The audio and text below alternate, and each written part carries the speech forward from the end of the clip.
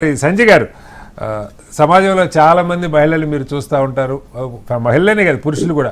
బహుశా కుటుంబాలు కూడా ఇలాంటి నిర్ణయాలకు వస్తున్నాయా, లేదు కొంత ఇది ఒక కొత్త క్రేజ్ లాగా ఏమన్నా తయారవుతుందా? ఇప్పుడు ఇందాక మేడం చెప్పారు, దుర్గ గారు, ఐవీఎఫ్ అంటే ఇక వాళ్ళకి గత్యంతరం లేక నార్మల్గా పిల్లలు పుట్టే అవకాశం లేని వాళ్ళు కొంతకాలం చూసిన తర్వాత తప్పనిసరి పరిస్థితుల్లో బిడ్డలు కావాలనుకున్న వాళ్ళు దానికి వెళ్తారు. కానీ ఇక్కడ బిడ్డలు పుట్టే అవకాశం మెండుగా ఉండి కూడా వాయిదా వేసుకోవాలి, తర్వాత ఎలా ఉంటుందో అన్న ఒక ఉద్దేశంతో కొంతమంది, మేబీ 1% ఉన్నారు, ఇంకా తక్కువ ఉన్నారు నాకు తెలియదు, ఈ ప్రయత్నం వైపు కొంత మొగ్గు చూపుతున్నారు.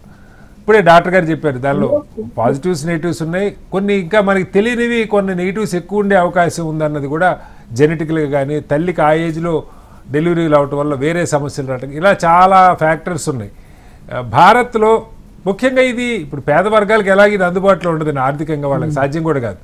మధ్యతరగతి ఏమన్నా దీనివైపు అట్రాక్ట్ అవుతారా? అయితే అది మనం ఏం సజెస్ట్ చేయాలి ఒక మహిళా ఉద్యమకారునికి? ఏం చెప్తారు సంజయ్ గారు?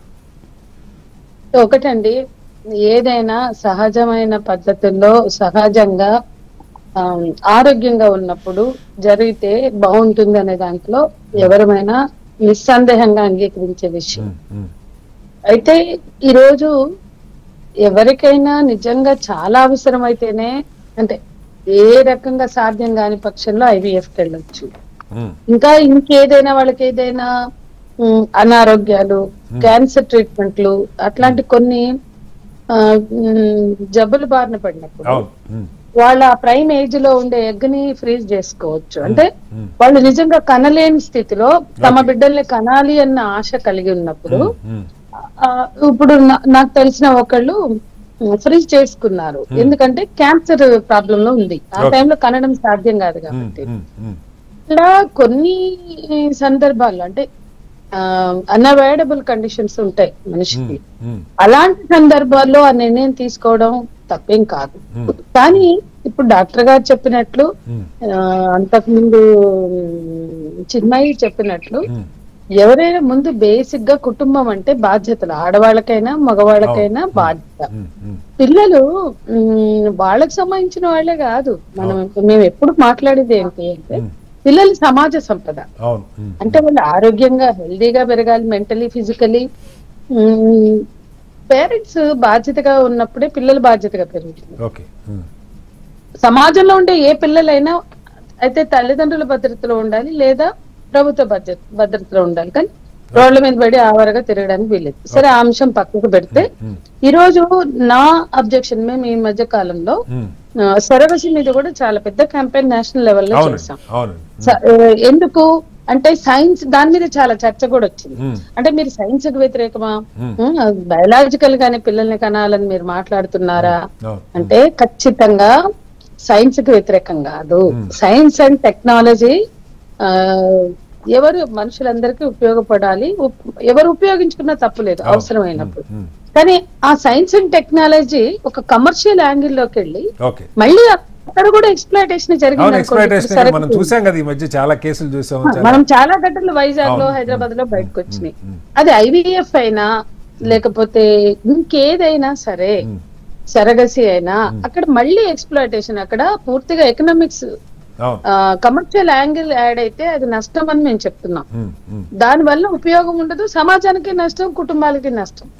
సరే, మీకేంటి, వాళ్ళు ఇష్టమై ఏమవుతుంది, వ్యభిచారం చేసినప్పుడు తప్పు లేనప్పుడు తమ గర్భాలను అమ్ముకుంటే తప్పంటే, మేము సెంటిమెంటల్ గా గర్భాలు అమ్ముకుంటున్నారని కాదు, అంటే గర్భసంచులు అమ్మకపు వస్తువుల, తల్లి గర్భం అమ్మకపు సంచిగా మార్చొద్దు. గర్భసంచి అది ఇమోషనల్ గా కూడా చూడాలి, అన్ని విధాలా చూడాలి.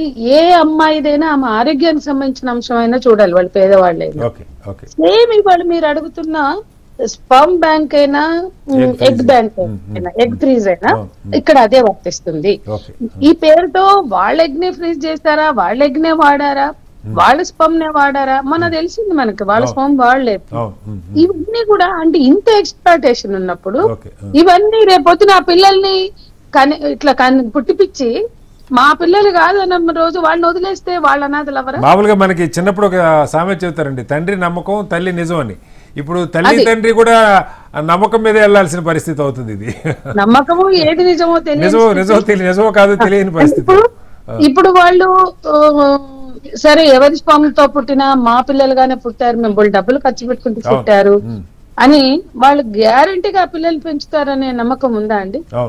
అంటే నేనేమంటున్నా అంటే కొంతమంది ఇప్పుడు ప్రిపేర్ అయిన వాళ్ళు బయట నుంచి అనాథ పిల్లలు తెచ్చుకుని తమ బిడ్డల కన్నా చాలా ప్రేమగా పెంచుకునే వాళ్ళు చూసారు, ఉన్నారు కూడా మనలో. అది ప్రిపేర్డ్నెస్ అంటారు. బిడ్డల్ని తమ బిడ్డలు కాకపోయినా తమ బిడ్డల్ని తెచ్చి తమ బిడ్డలుగా పెంచుకోవడం అది ఒక కమిట్మెంట్, ఒక కన్విక్షన్.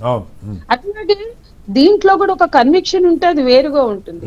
కానీ ఇక్కడ మోసం ఉందనుకోండి, ఇది మీ ఎగ్గే, ఇది మీ స్పర్మే అని ఒక మోసం ఉందనుకోండి, అంటే అది ప్రిపేర్డ్నెస్ కానిది కదా. అంటే ఏదైనా ఓపెన్ గా ఉండాలి. ఇప్పుడు అనేక దేశాలు ఇప్పుడు ఈ గొడవలన్నీ అయినప్పుడు నేను చాలా స్టడీ చేశాను సరగసి మీద కానీ దీని మీద. ప్రపంచంలో అనేక దేశాల్లో స్పర్మ్ బ్యాంక్స్ నుంచి డబ్బులు పెట్టి కొనుక్కుంటున్నారు, ఎగ్స్ కూడా డబ్బులు పెట్టి కొనుక్కుంటున్నారు. అది ఒక ప్రిపేర్డ్నెస్, అది డిఫరెంట్. సైన్స్ ని వాడుకుంటున్నారు తమ బిడ్డల్నిగా కానీ పెంచడానికి. కానీ ఏదైనా ఓపెన్ గా ఉండాలి. రెండోది అది కమర్షియల్ యాంగిల్ లో ఉండకూడదు. మూడోది సాధ్యం కాని వాళ్ళకి అనే అంశం పెట్టాలండి. అందరము ఇంకొకటి కూడా చెప్పండి సంజయ్ గారు, ఎందుకంటే మీరు మహిళా సాధికారత వాటి మీద మాట్లాడుతూ ఉంటారు. ఇక్కడ ఖచ్చితంగా ఇందాక చిన్మయ్య చెప్పారు, స్టడీసా ఇదా అన్నప్పుడు ఎక్కువ మంది ముఖ్యంగా మెడికల్ సైడ్ అయితే పీజీ, ఇంజనీరింగ్ సైడ్ అయితే ఎంఎస్కి యూఎస్ వెళ్ళాలి, ఎంఎస్కి యూఎస్ వెళ్ళి అక్కడ మంచి మళ్ళీ జాబ్లో సెటిల్ అవ్వాలి, ఆ తర్వాత ఇద్దరు ఒకే లొకేషన్లో ఉండాలి, ఆ జాబ్లో కూడా మంచి లెవెల్కి రావాలి. ఇది ఎక్కడ ఒక లిమిట్ లేకుండా ఉన్నదని అనుకోవాలా?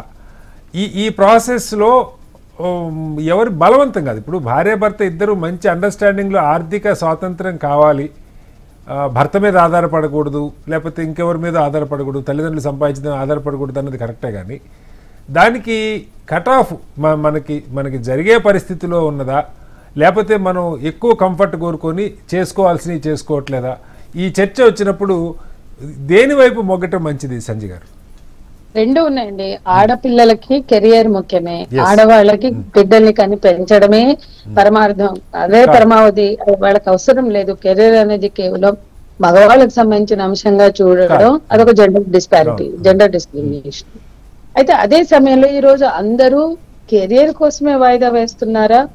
మస్తీ మజా కల్చర్ లో ఎంజాయ్ చేద్దాం, రెస్పాన్సిబిలిటీస్ వద్దు, మాకు ఏ రెస్పాన్సిబిలిటీస్ వద్దు, మేము ఇప్పుడు చాలా మంది మేము ఇట్లాగే ఉంటాం, ఉన్నంత వరకు ఇండిపెండెంట్ గా ఏ బాధ్యతలు బాధరబందీ లేకుండా ఉంటాం. ఇప్పుడు మా దగ్గరకు వచ్చే కేసెస్ లో ఆడవాళ్ళ పిల్లల్ని కావాలి అనుకునే వాళ్ళు, మగవాళ్ళు వద్దనుకునే వాళ్ళు, బాధ్యత అవుతుంది, అనవసరంగా ఎంజాయ్మెంట్ పోతుంది, లైఫ్ లో రెస్పాన్సిబిలిటీస్ వచ్చేస్తాయి అని వద్దనే అబ్బాయిలు ఉన్నారు.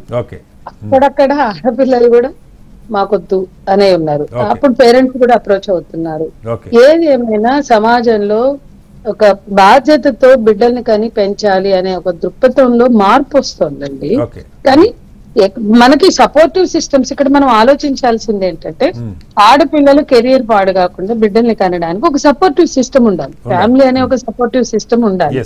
సరే ఈ రోజు న్యూక్లియర్ ఫ్యామిలీసే ఉండొచ్చు, కానీ కెరియరా పిల్లల ఇట్లాంటి పోటీలు తగ్గాలి అంటే ఇక్కడ ఆప్షన్ అనేది లేనప్పుడు అటువైపు నెట్టబడుతున్నారు కదా. అట్లాగే ఇవాళ కార్పొరేట్ కంపెనీలు ఈ ఏజ్ లో పిల్లల్ని కనొద్దు, ఈ ఏజ్ లో మెటర్నిటీ లీవ్స్ ఇవ్వము అంటే, మెటర్నిటీ లీవ్ ఇవ్వడం అంటేనే మాకు నష్టం అనేది తీసుకొస్తున్నారు. ఇప్పుడు అన్ని లింక్డ్ అండి, ఇవన్నీ ఇంటర్లింక్డ్ ఇష్యూస్. వాళ్ళు నిజంగా 6 నెలలు మెటర్నిటీ లీవ్ ఇస్తే వీళ్ళు దర్జాగా కనేస్తారేమో.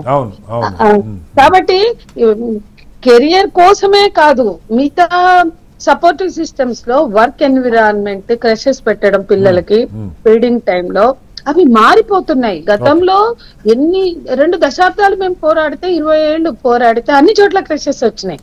మా పోరాటము నాకు ఇంకా గుర్తుంది. వీళ్ళు కన్స్ట్రక్షన్ లేబర్ ఉండే చోట కూడా క్రషెస్ పెట్టాలని డిమాండ్ చేస్తే అనేక నగరాల్లో పెట్టారు ఒకప్పుడు. 85, 90s లో, ఐ థింక్ 90s, 95 మధ్య. ఇవాళ అవన్నీ పోయినాయి. కార్పొరేట్ కంపెనీలోనే మనం క్రష్లని ఎక్స్పెక్ట్ చేసేలాగా లేవు. కాబట్టి లీవ్ ఇవ్వకపోవడము, ఆ సౌకర్యాలు కల్పించకపోవడము, అవసరమైతే ఇప్పుడు కొన్ని కంట్రీస్ లో 2 years కూడా ఉందండి. అట్లాగే అట్లాగే చైల్డ్ కేర్ లీవ్స్ మగవాళ్ళకి కూడా ఇవ్వడం, ఇలాంటి మార్పులు చేస్తే మెటర్నిటీ లీవ్స్ చాలా కంట్రీస్ లో మగవాళ్ళకి ఇస్తున్నారు. మన దగ్గర ఆడవాళ్ళకి పేరుకుంటుంది చట్టం, కానీ అది ఆ మెటర్నిటీ లీవ్ తీసుకుంటే ఆ తర్వాత ఆ ఉద్యోగానికి రాక్కర్లేదు అనమాట.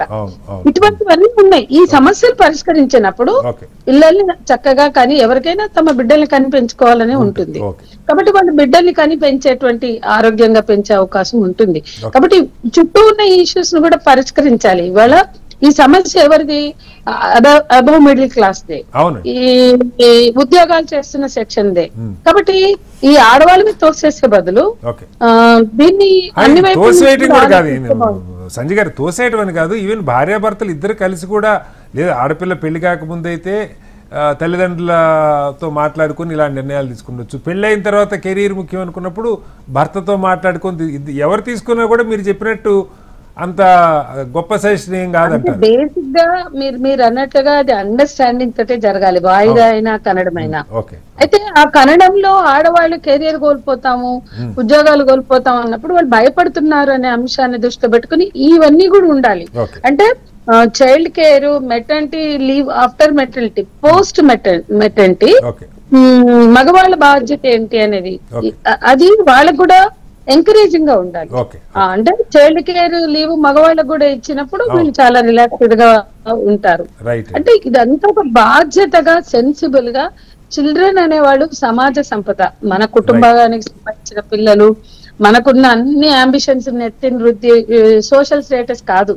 పిల్లలు మనకి ఎంత సంతోషాన్ని ఇస్తారో సమాజానికి కూడా అంతే బలాన్ని ఇచ్చేటువంటి భావితరాలు. కాబట్టి ఆ పట్ల అట్లా సున్నితంగా ఆలోచిస్తే బాగుంటుందండి. కమర్షియల్ యాంగిల్ మాత్రం ఎలిమినేట్ చేయాలి కంప్లీట్ గా.